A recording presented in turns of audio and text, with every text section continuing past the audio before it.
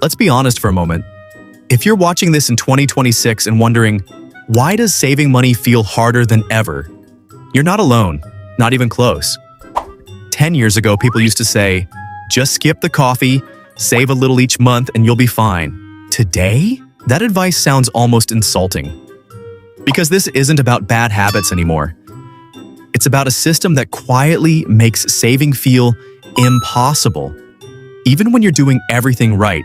And in the United States, this pressure is hitting harder than most people want to admit. Wages went up, but life got more expensive faster. Rent didn't creep up. It jumped. Groceries didn't inflate. They exploded. Insurance, utilities, childcare, healthcare, every bill feels heavier than the last. The result? Millions of Americans aren't living paycheck to paycheck because they're irresponsible. They're living that way because there's nothing left to save. Let's start with housing, because this is where everything breaks. In many US cities, rent now eats up 40 to 60% of monthly income. That used to be considered financial danger territory. Now it's normal. Buying a home?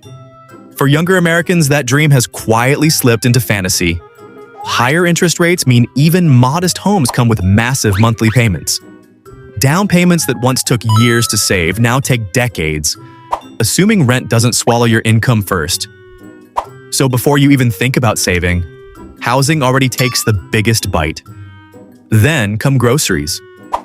In 2026, grocery shopping feels like psychological warfare. You buy the same items as last year and somehow spend 30% more. You don't splurge. You don't eat out much. You just exist. And it's expensive. Food inflation doesn't hit headlines the way gas prices do, but it hurts more because it's unavoidable. You can delay buying a car. You can cancel subscriptions. You can't stop eating. And speaking of gas, transportation costs are another quiet killer. Whether you drive or rely on public transit, moving from point A to point B costs more every single year. Fuel, repairs, insurance, registration, even paid-off cars drain money just to stay on the road. Now layer healthcare on top of that. In the US, but healthcare isn't just a service. It's a financial gamble. One unexpected medical bill can erase months of savings overnight. Even with insurance, deductibles are high. Prescriptions cost more. Mental health care, and something people finally talk about openly, is still financially out of reach for many. So what happens? People don't save because they're scared to touch money they might need tomorrow.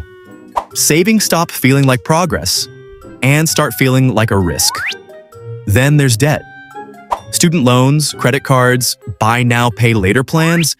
Debt isn't just common, it's normalized.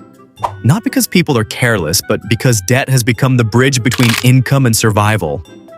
You charge groceries, you finance emergencies, you split payments just to breathe. And every dollar that goes toward interest is a dollar that never reaches savings. But here's the part no one talks about enough. Even when people try to save, it doesn't feel rewarding anymore. A savings account earning a few percent doesn't keep up with the real-life costs. Money sitting still feels like it's shrinking, not growing. So motivation dies. Why sacrifice today if tomorrow still looks fragile? Add social pressure to that. Social media shows a world where everyone else seems to be traveling, upgrading homes, driving new cars, and living their best life. Even when you know it's curated, the comparison still hits. People don't want luxury, they want dignity, stability, room to breathe.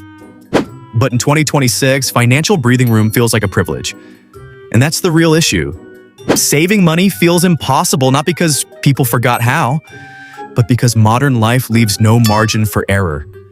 And we haven't even talked about the psychological toll yet. The stress, the burnout, the constant feeling of falling behind no matter how hard you work. Because the psychological weight of money stress changes how people think, plan, and even hope. When every month feels like survival mode, your brain stops thinking long-term. Savings become abstract. The future feels uncertain. All that matters is getting through the next 30 days without something going wrong. This is why traditional financial advice feels disconnected in 2026. Build an emergency fund, invest early, pay yourself first. None of that works when emergencies are constant. A car repair here, a medical bill there, a rent increase you didn't see coming, a sudden layoff, reduced hours, or contract work replacing stable employment. In today's US economy, stability itself has become unstable. Jobs look good on paper, but many don't provide predictability. Gig work, short-term contracts, and performance-based pay mean income swings month to month, while expenses stay fixed. Your rent doesn't care if your hours were cut. Your insurance bill doesn't pause because your paycheck did. So people stop trusting savings goals. They don't fail. The system fails them. Another reason saving feels pointless is the quiet fear that even doing everything right still won't be enough. People watch their parents save diligently and still struggle with retirement. They watch pensions disappear. They saw 401ks crash during market downturns. They saw inflation eat away at decades of discipline. That leaves a question no one says out loud. What's the point of saving if the finish line keeps moving? This mindset isn't laziness, it's exhaustion. And it's amplified by something uniquely modern: constant financial noise. Every day, Americans are bombarded with advice, conflicting strategies, hot takes, side hustle culture.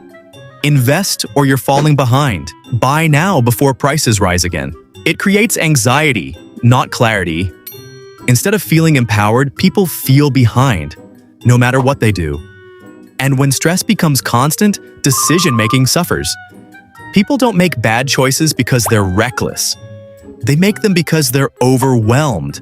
This is where shame enters the picture. Saving money used to feel like a moral achievement. Now, not saving feels like a personal failure, even when it isn't. People don't talk about it openly. They hide struggles behind normal-looking lives. They feel alone, even though millions are facing the same reality. But here's the truth most people need to hear. The difficulty of saving in 2026 is not a personal flaw. It's a structural problem. A society that shifts risk from institutions onto individuals will always create financial anxiety. And a system that demands resilience without providing stability will always feel unforgiving. That doesn't mean saving is useless. It means the definition of saving needs to change. For many Americans, saving isn't about growing wealth anymore. It's about buying time, reducing panic, creating small pockets of control in an unpredictable world. Sometimes saving isn't thousands of dollars. It's 1 month of rent, one unexpected bill covered, one less crisis, and that matters. The conversation in 2026 shouldn't be, why can't people save? It should be, why is saving so hard even for responsible people?